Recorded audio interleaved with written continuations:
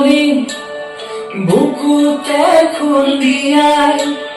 স্বাধীন দেশৰ হৈ অপৰাধী সেউজ পথাৰ খনি আজি মৰুভূমি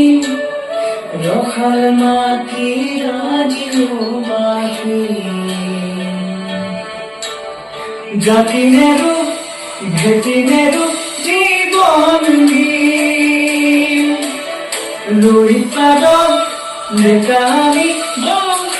ধৰি লাচিতৰে